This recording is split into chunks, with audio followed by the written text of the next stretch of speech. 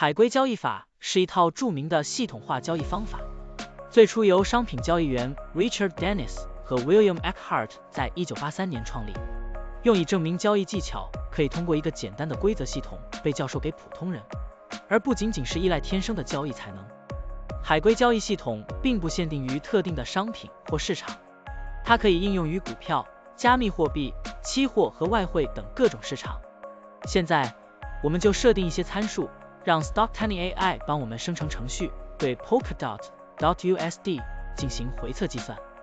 设定参数如下：头寸规模，使用每次加仓 20%。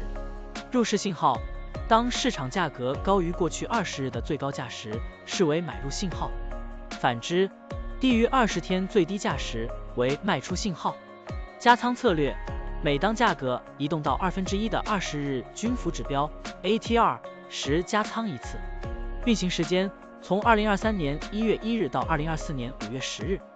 交易手续费设定为 0.10%。好了，按照上面的设定，视频下方就是持仓的情况，蓝色为股票仓位，黄色为现金仓位。累计交易46次，期末持仓价值84451.72元，盈利负 15.55%。相比持仓不动，多盈利负 69.98%。如果你希望使用更长期的信号，可以把参数修改为跟踪55天最高价突破时建仓，其他参数也按照55天周期来设置，这样就可以得到新的回测结果。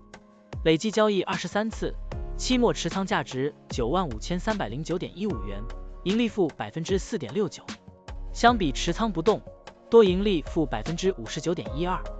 股票的波动特性不一样，盈利效果就不同，参数设定不同，盈利效果也会不同。怎样找到最优的组合呢？请评论区留言，让 Stocktiny AI 来帮助你。股票调优 AI， 利用 AI 技术赋能您的股票选择与操作。本站内容不构成对任何人的投资建议，您应当基于自己的独立判断做出决策。扫描二维码获取文字稿，欢迎点赞、评论、转发。